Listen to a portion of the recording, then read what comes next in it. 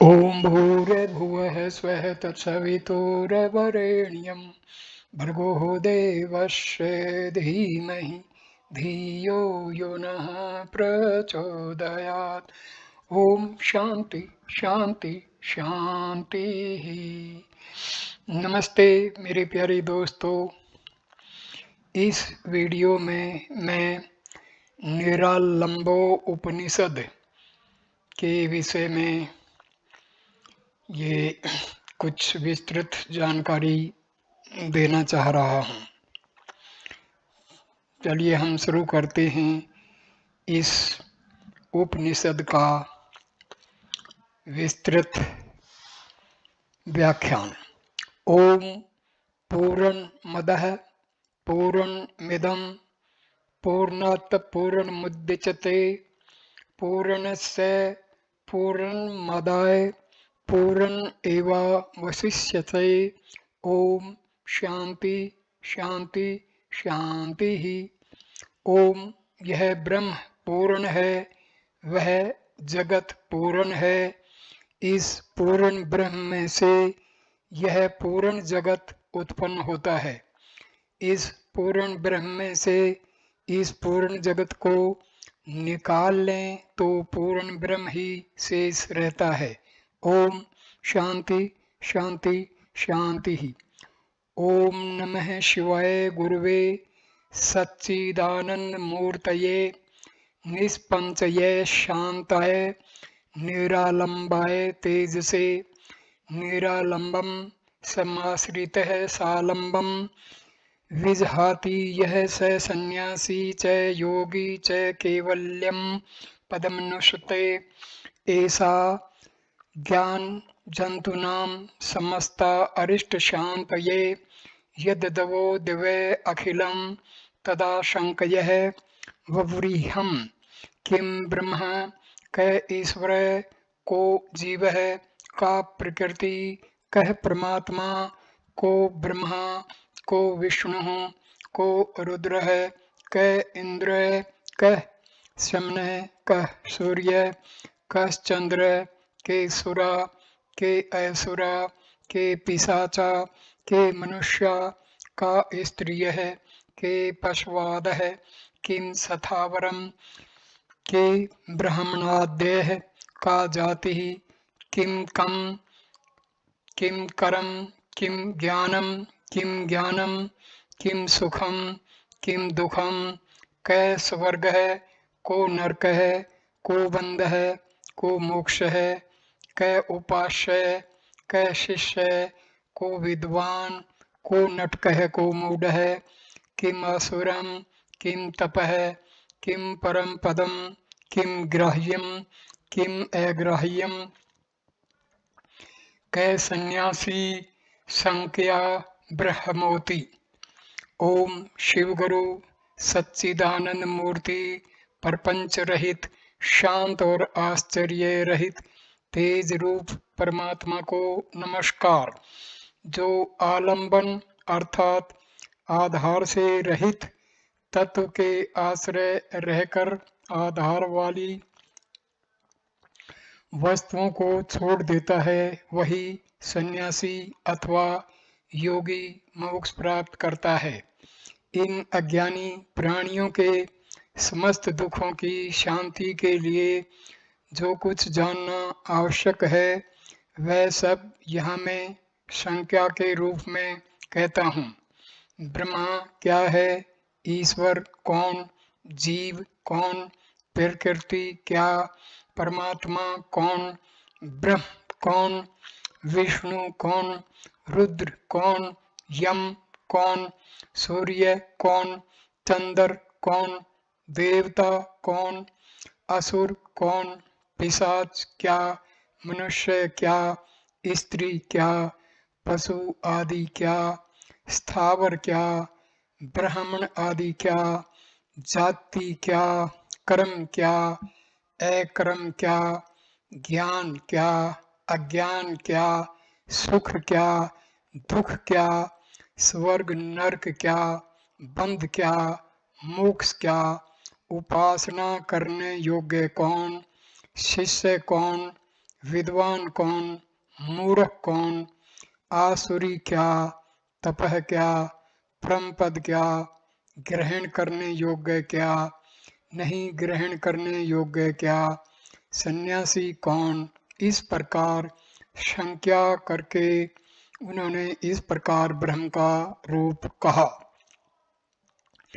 स होवाच मह अंधकार पृथ्वीयो तेजो वाये आकाश त्वेन वृद्रूपेण अंडाकोशेन क्रम ज्ञानार्थ रूपया भासमान अद्वितीयम खिलापाधि विनिर्मुक्त तत्संकल्प इत्युक्ति प्रवृत्ति मनादन्तः शुद्धः शिवम शांतम निर्गुण इत्यादि वाच्यते निर्वाच्यम चैतन्य ब्रह्म ईश्वर इति च ब्रह्मेव सर्वशक्तिं प्रकृति ध्येयाम आश्रितः लोकान् सृष्टा परविशानः यार्मित्तवेन ब्रह्मदीनां बुद्धि इंद्रिय नियर्त द्वास ईश्वरः जीव इति च ब्रह्म विष्णुविशानेन्द्रियदीनां नाम परम द्वारः सथोलो अहमिति तिथ्या अध्याप सर्वसाजीव सो अहम को अपि देह आरंभ कवे दशा बहुजो प्रकृति रीति च ब्राह्मण स आकाशन्या विचित्र जग निर्माण सामर्थ्य बुद्धि रूपा ब्रह्म शक्तिरेव प्रकृति परमातेति च देहादे परतत्वा द ब्रह्मैव परमात्मा स ब्रह्मा स विष्णु स इंद्र स समनः स सूर्य स चंद्रस्ते सुरास्ते असुरास्ते पिशाचास्ते मनुष्यास्ता स्त्रियस्ते पशुवादे सथावरम ते ब्रह्मणात् सर्वखल्विदं ब्रह्म ने नास्ति किंचन। महत्व अहंकार पृथ्वी जल तेज वायु तथा आकाश रूप में उसी प्रकार ब्रह्मांड रूप में तथा कर्म ज्ञान अर्थात अर्थ रूप में भासमान होने पर भी इन समस्त उपाधियों से रहित अद्वितीय समस्त शक्तियों से युक्त आदि अंतरहित शुद्ध पवित्र शांत निर्गुण और अवर्णनीय ऐसा जो चैतन्य है पर ब्रह्म कहलाता है। अब ईश्वर का स्वरूप कहते हैं।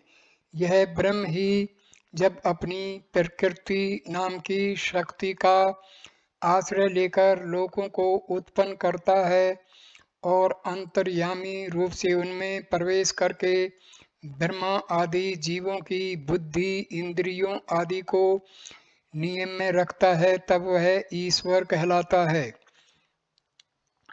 जब इस चैतन्य को ब्रह्मा विष्णु शंकर इंद्र आदि नाम और रूप द्वारा यह मिथ्या देह अभिमान उत्पन्न हो जाता है कि मैं स्थूल हूँ तब वह जीव कहा जाने लगता है।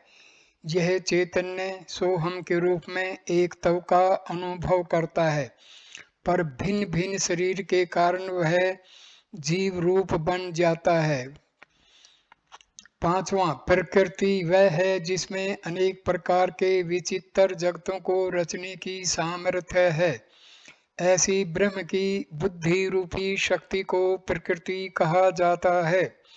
परमात्मा अर्थात देह आदि से अत्यंत परे रहने वाला ब्रह्म ही परमात्मा कहलाता है और यही ब्रह्म ब्रह्मा विष्णु इंद्र यम सूर्य चंद्र देव असुर पिशाच मनुष्य स्त्री पशु आदि के रूप में प्रकट हुआ है। यही सथावर और ब्राह्मण है आदि। 6 से 8वां यह समस्त जगत ही ब्रह्म है और इससे भिन्न कुछ भी नहीं है। जाति रति च न चर्मणो न रक्तस्य मांसस्य न चास्थित न जातिरात्मनो जाति व्यवहार परकल्पिता कर्मेति च क्रियमाणे इंद्रियैः कर्माण अहम करोमि अध्यात्म निष्ठतयां कर्तम कर्मैव करम अकर्मेति च कर्तृत्व भोक्तृत्व अहंकारतया बंध रूपम जन्मादि कारणम नित्य नैमित्तकया व्रत तपोदानां दिशो फलाभिसंधान यतः दक्रम ज्ञानमिति च देह इंद्रिय हस्तद्रुप सन सर्वण मनन निधि ध्यास सन्निधय दृग दृश्य स्वरूपम सर्वांतरस्थम सर्वसम घटपटादि पदार्थ मवाधिकारम विकारेषु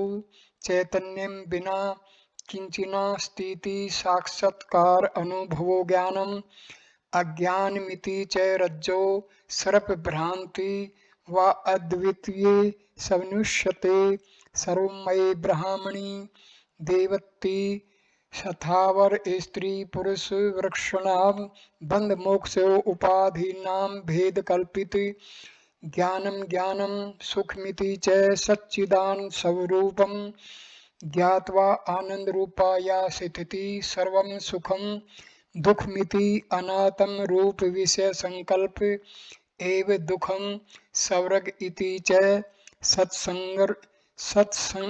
सत्संसर्ग स्वर्ग नरक इति च असंसतारो विषय जन संसर्ग एवं नरक है। जाति कुछ चमड़े की नहीं होती, रक्त की नहीं, मांस की नहीं, हड्डियों की नहीं, आत्मा की नहीं, वह तो केवल व्यवहार के लिए कल्पित की गई है। कर्म का अर्थ है इंद्रियों द्वारा की जाने वाली क्रियाएं जिसे मैं करता हूँ। इस प्रकार की अध्यात्म निष्ठा से किया गया हो उसका नाम कर्म है। कर्तापन और भोक्तापन के अभिमान के कारण बंधन रूप तथा जन्म लेने कारण ऐसा नित्य नैमित्तिक यज्ञ व्रत तप दान आदि में फल की इच्छा से किया हुआ कर्म ही अकर्म कहलाता है। 12वां ज्ञान अर्थात सृष्टि की समस्त परिवर्तनशील वस्तुओं में एक ही अपरिवर्तनशील चैतन्य तत्व पाया जाता है, अन्य कुछ भी नहीं है। जो कुछ दृष्टा और दृश्य स्वरूप है वह यह चैतन्य ही है। यह सबके भीतर रहता है, सब में समान है और स्वयं विकार रहित है। फिर भी ऐसा जान पड़ता है कि घड़ा कपड़ा आदि पदार्थ रूप में ही परिवर्तित हो गया। इस प्रकार साक्षात्कार वाले अनुभव को ज्ञान कहते हैं।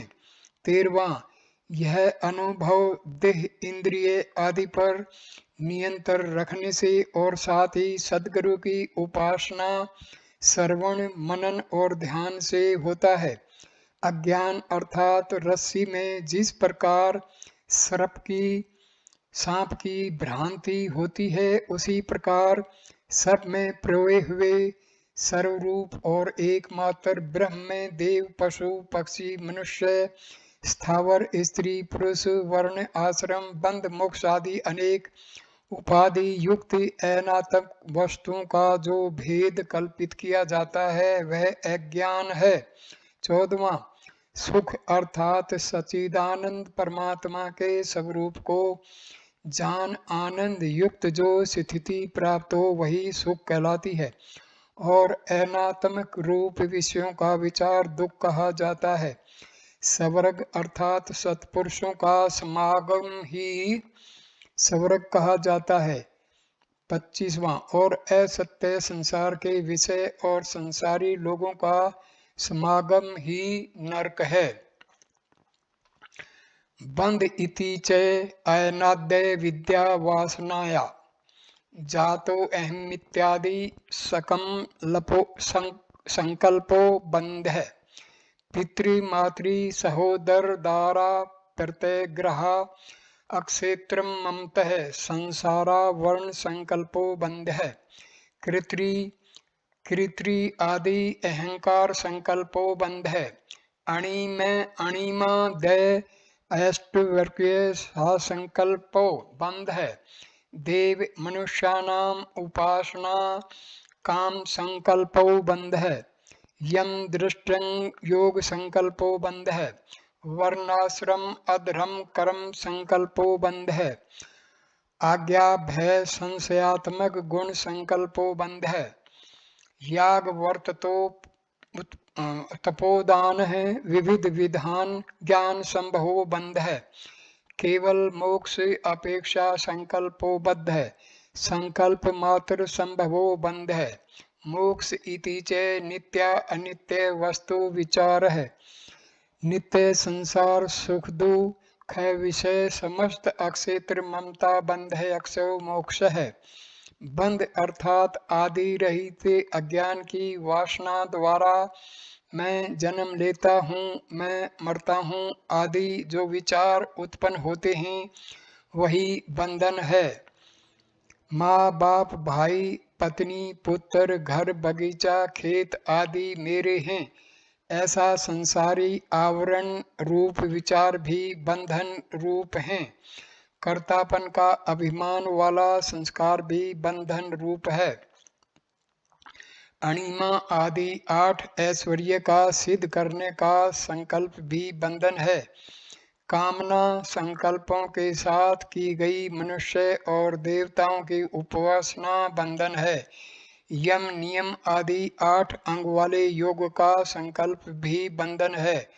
वर्णाश्रम धर्म के कर्म संकल्प भी बंधन है।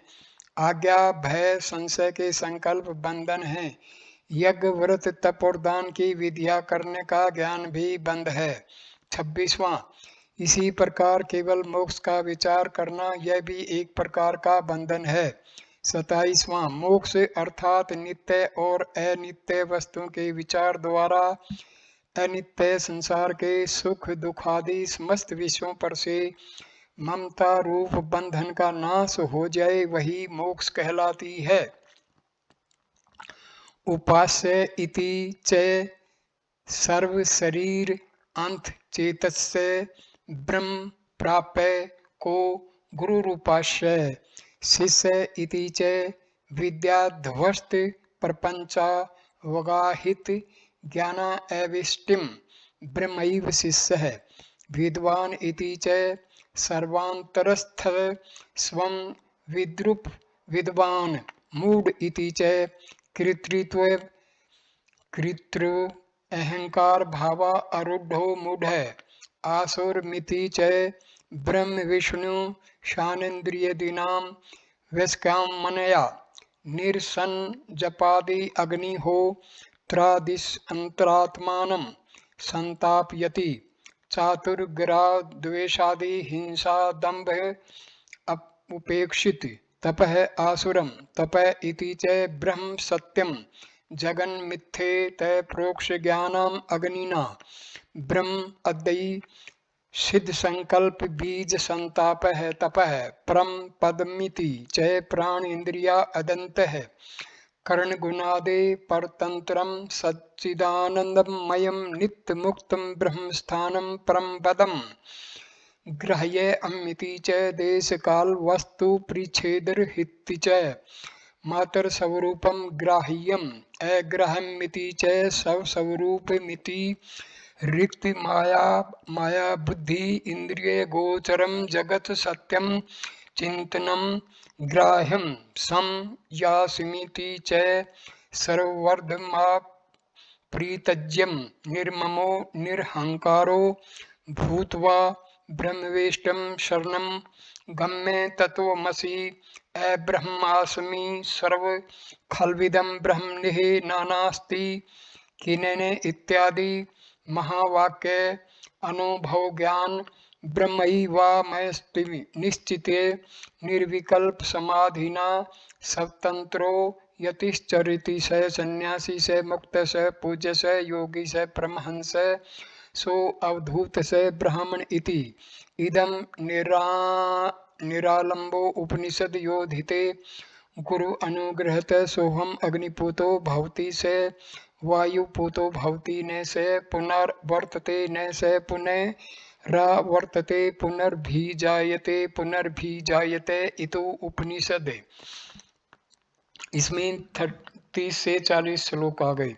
यही एक मात्रा उपासना करने योग्य है अथवा समस्त शरीरों में रहने वाले चैतन्य स्वरूप ब्रह्म की जो प्राप्ति कराए गुरु उपास्य है। 30वां, शिष्य अर्थात ज्ञान प्राप्ति द्वारा संसार रूप अज्ञान का नाश होकर गंभीर ज्ञान रूप जो ब्रह्म शेष रहे वह शिष्य है। 31वां, विद्वान सबके भीतर रहने वाले आत्मा के ज्ञान स्वरूप को जाने वह विद्वान है।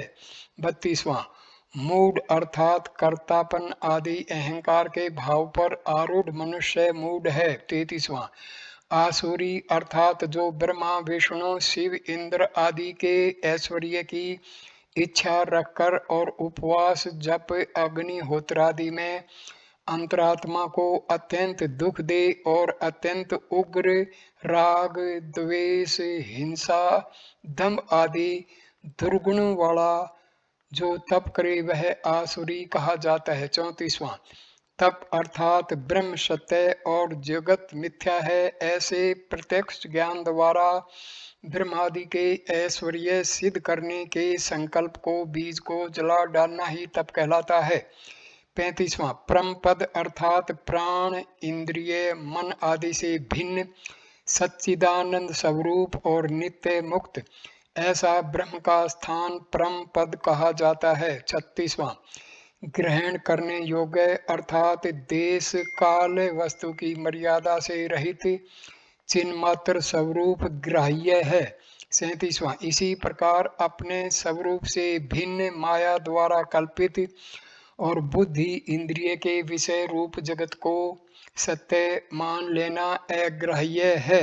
38वां, सन्यासी अर्थात सब धर्मों को छोड़कर साथ ही अहंता और ममता को त्याग कर इस वस्तु ब्रह्म की शरण में जाना और वह तो ही है, मैं ब्रह्म हूँ, यह सब ब्रह्म ही है, ब्रह्म से भिन्न कुछ भी नहीं है आदि महावाक्यों द्वारा मैं ब्रह्म हूँ ऐसा निश्चय करके निर्विकल्प समाधि में रहना और स्वतंत्र यति के रूप में व्यवहार करना, ऐसा ही पुरुष सन्यासी कहलाता है। वही मुक्त है, वही पूज्य है, वह योगी है, वही परमहंस है, अवधूत है, वही ब्राह्मण है। 39वां, वह गुरु कृपा से अग्नि जैसा पवित्र हो जाता है, वह फिर इस संसार में नहीं आता, वह फिर संसार में नहीं आता, वह फिर जन्म नहीं लेता, वह फिर जन्म नहीं लेता, ऐसा यह रहस्य है। निरालंबो उपनिषद समाप्त। तो यहाँ पर ये उपनिषद संपूर्ण हो जाता है और इसी के साथ हमारा वीडियो भी संपूर्ण हो जाता है। धन्यवाद दोस्तों ये वीडियो देखने के लिए। इन वीडियो को आप अधिक से अधिक लोगों को दिखाइए ताकि हमारे सनातन धर्म की जो सदा से चली आई रीति है वो बनी रहे। धन्यवाद। नमस्ते मेरे प्यारे दोस्तों, नमस्ते।